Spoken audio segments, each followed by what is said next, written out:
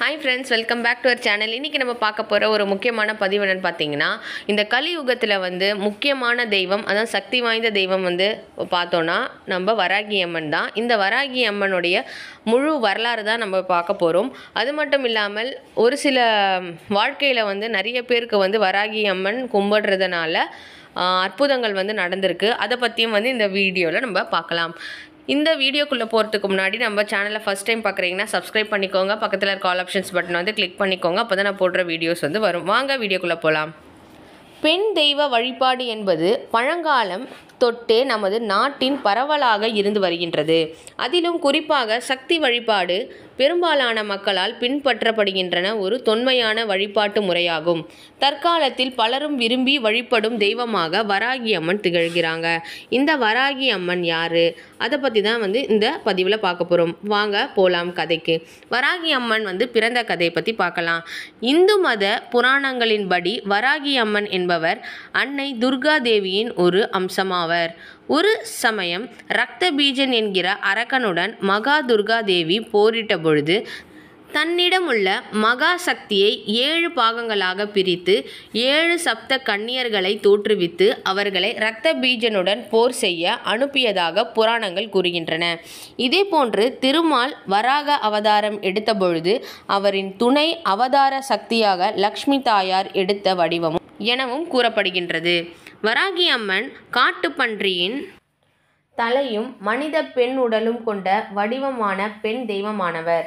இந்த வராகி அம்மன் என்பவர் கருப்பு நிற ஆடை அணிந்து சிம்ம வாகனத்தில் வீற்றிருப்பவராக சித்தரிக்கப்படுகிறார்.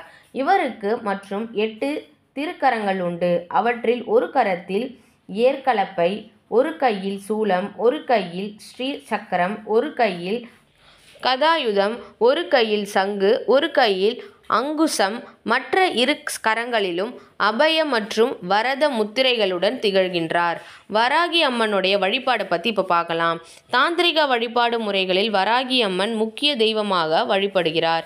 வராகி அம்மன் வழிபாடு என்பது மிக பழங்காலம் தொட்டே பாரத நாட்டிலிருந்து வருவதாக வரலாற்று ஆய்வுகள் குறிப்பிடுகின்றன. தமிழகத்தை ஆண்ட சோழ அரச பரம்பரையில் வெற்றி தெய்வமாக வராகி அம்மன் வழிபட்டு உள்ளார். ராஜராஜ சோழன் தான் கட்ட விரும்பிய பெருவுடையார் கோயிலுக்கு தகுந்த இடத்தை வராகி அம்மனே காட்டுப்பன்றி வடிவத்தில் காட்டியதாகவும் அதன்படியே அவ்விடத்தில் ராஜராஜ சோழன் திருவுடையார் கோயிலை கட்டியதாகவும் அதற்கு காரணமாக இருந்த வராகி அம்மனுக்கு கோயிலின் ஒரு பக்கத்தில் ராஜராஜ சோழன் தனி சன்னதி அமைத்துள்ளதாகவும் வரலாறு கூறுகிறது. வராகி அம்மனுடைய மந்திரத்தை பற்றி பார்க்கலாம். சப்த கன்னியர்களின் 5வது தேவியாக இருப்பவர் ஸ்ரீ வராகி அம்மன். தீயவற்றை அழித்து தர்மத்தை நிலைநிறுத்தும் ஸ்ரீ வராகி அம்மன் வழிபாடு செய்பவர்களுக்கு வேண்டிய அனைத்தையும் அம்பாள் தருவாள். அப்படிப்பட்ட வராகி அம்மனின் அருளை பெற்றுத்தரும் ஒரு சக்தி வாய்ந்த மந்திரத்தை இங்கு நாம் தெரிந்து கொள்வோம். ஓம் வாம் வராகிய நம. ஓம் வ்ரும் சாம் வராகி கன்யகாயை நம என்னும் வராகி அம்மனுக்குரிய இந்த மந்திரத்தை தினம்தோறும் காலை மற்றும் மாலை வேளைகளில் தீபம் ஏற்றி 108 முறை துதித்து வருபவர்களுக்கு முயற்சிகளில் வெற்றி கிடைக்கும், வறுமை ஒழியும், காரிய தடைகள் விலகும், எதிர்ப்புகள் நீங்கும், எதிர்மறை ஆற்றல்களின் தாக்கத்திலிருந்து நம்மை காக்கும் கவசமாக இந்த மந்திரம் செயல்படும். இப்போ வராகி அம்மன் கனவில் வந்தா என்ன, அதை பற்றி தான் பார்க்க போகிறோம். ஒரு சிலருக்கு அவர்கள் உறங்குகின்ற பொழுது வராகி அம்மன் கனவில் தோன்றி இருப்பார்கள்.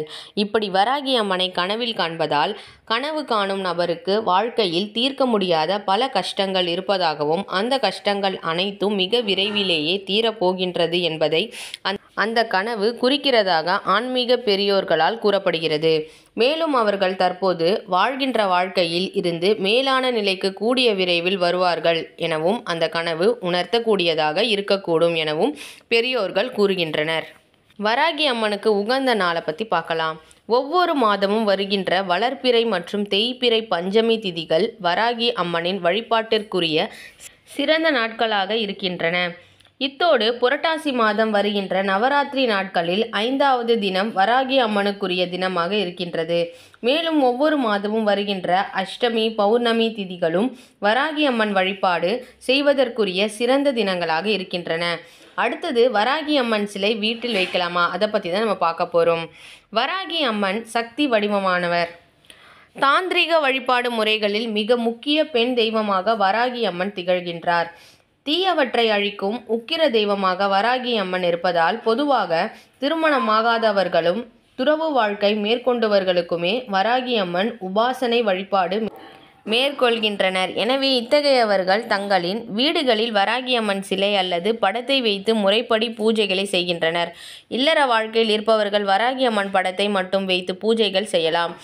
வராகி அம்மன் சக்தி வடிவானவர் என்பதால் குடும்ப வாழ்க்கை சூழ்நிலையில் இருப்பவர்கள் தங்களால் முறை தவறாமல் வராகி அம்மனுக்குரிய பூஜைகள் மற்றும் வழிபாடுகளை உடல், மனம், ஆன்மா சக்தியோடு முறைப்படி செய்ய முடியும் என்றால் மட்டுமே வராகி அம்பாள் படம் வைத்து வழிபாடு மேற்கொள்ள வேண்டும். இதில் தவறும் பட்சத்தில் தெய்வ சாபத்திற்கு ஆளாக நேரிடும் என்பதை கவனத்தில் கொள்ள வேண்டும்.